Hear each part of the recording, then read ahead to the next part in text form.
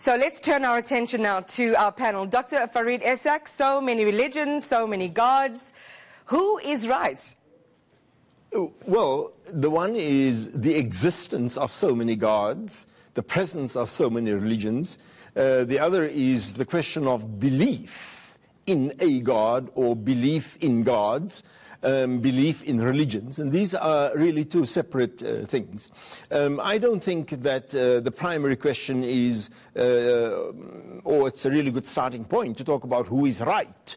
I think that what is right for me, what is right for my community, what works for me, what works for my community. The fact that... Can I pause on that point? Because you're saying that it's almost subjective, what works for me, what works for my community. It would suggest that we humans need God more than God needs us, so to speak. Well, the truth is that however the transcendent exists, there are different communities and individuals who approach that transcendent. And those communities, those individuals, it's like your mother. Your mother is a different figure for each of her children, regardless of how each one of them perceive that relationship. She is a different figure.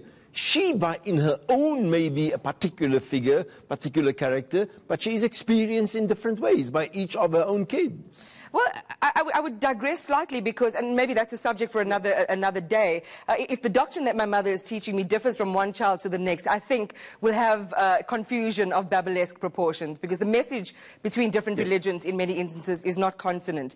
Let me turn our attention now to Gogo Dineo and Glanzi. For us in Africa, religion of the Western kind seems to have been imposed on us. What did the first people in this part of the world, our part of the continent, believe before the colonizers brought their ships? I think I was itching on my chair because it feels like we're talking about, do we believe in God, as if what God is for all and God looks like all of us, right? Because I think for me, the religious God is what we need to do away with, because that religious God is a very misrepresentation of people of this continent, because that religious God took us away from our own essences, from our own practices, as if we didn't believe in that entity, the divine one called Umvelingangi, Mudimu, which has no gender, no color, but it's a spirit that we are in co-creation with through the connection of our ancestors. And the religious God has moved us away from those things and made one God be their God, one way be their one way, that other ways are incorrect, other ways are demonic, other ways are evil. I'm going to test the premise about the origins of God belief in the human experience. But what did God serve for people who believed in, as you say, a concept of God, either in the shape or form of Umvelingang? So I think for me, I struggle when I'm in Africa to speak about human, because we are Africans and we need to also speak about what it means for us as Africans, because colonization took that identity from us and then we have to fit in the human aspect, but our humanness still gets deprived. So God for us was creator energy, in which we as humans, in our connection with creator through our ancestors, then we're able to manifest things in this lifetime. So that disconnection of our ancestors, because the God in which is the religious God is not a representation of us. But would you agree, Dr. Motshekga, that we're a needy species, and we create what serves our needs? There is the supreme being, which is a virgin mother, called Mara, the Queen of Heaven, which gave birth to the Sun God, which emanated 5 principles, spirit and the 4 elements. We are made out of the 5 elements, and therefore the supreme being is the mother of the sun. We are the products of the sun, and therefore we are substantially the same as the sun. What is your authority for that, Dr. Motshekga? Prophet Kem, also called Tau Tau Harama, in Greek thought Hermes, the oldest prophet on earth. And that's why Africa, as the cradle of humanity, should provide the literature that can bring all these religions together. But that literature is suppressed This is so fascinating because this is literally like taking, you know, a walk through our consciousness as human beings from time immemorial. And we've all come up with very different answers. Tabiso, do we need religion? Do we need God? Because some would say there's a difference. Yeah, I was going to argue that there's a difference between religion and God. Religion, as you understand it, as a queer person, as a black person, it's a violent intrusion into my world, into my land. There are a lot of things that we do not have in this world as black people, as queer people, as women, because of this existence of a religion of God. Which aspects?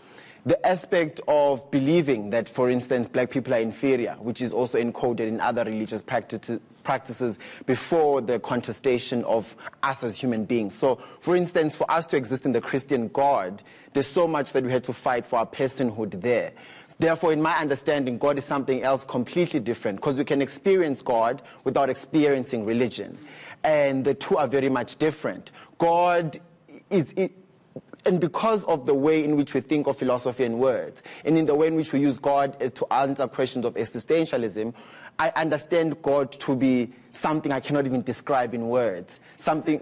So the whole thing then, and maybe to throw this back to Sia, is it seems to be driven by complete neediness and fear on our part as a species.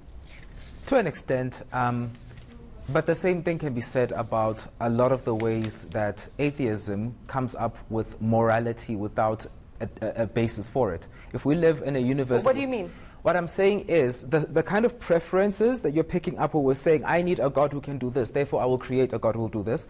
That kind of neediness, I also see it amongst people who say, listen, this universe is the result of an accident, but from that accident we can derive a moral worldview. We can derive ought and should statements that are binding for everyone.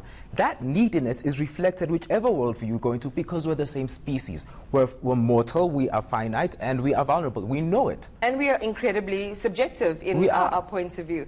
Yanni? Yeah, I was going to say, I think we do have some sort of innate something in us that wants us to strive or look for something greater than ourselves. But that's interesting. Why do you think it is, and why do you think that the shape and form and substance that it takes is the idea of a being that is outside of ourselves and in fact above of ourselves?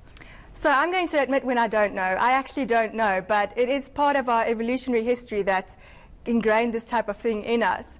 And what we do about it now is what is important. No, but it's because also our essence is spiritual. So we are spirit beings before we are even human. So we actually gods ourselves manifested in the physical flesh. So that's why God cannot be contained and God cannot belong to one entity or one religion. Because religion is about wrong and right. You belong to me, and if you don't follow me, therefore the way in which you are connecting to divinity or creator energy is incorrect. So that's why that neediness comes from the essence of who we are, which is a spirit. And the spirit, I don't know. And the spirit consists of mind, body, and soul. And this mind, body, and soul is a trinity that emanates from the Black Madonna. And it is called the Black Madonna because it is an unknown mother principle. Farid, do you agree with all this? Well, first of all, I think we are talking about belief in the existence of a transcendent, whether you call it the goddess, the Madonna, that's basically what we're talking about. I don't think it's helpful to insist on he, her, its name is particularly this, he, her, has to emanate from Africa. And no, it is.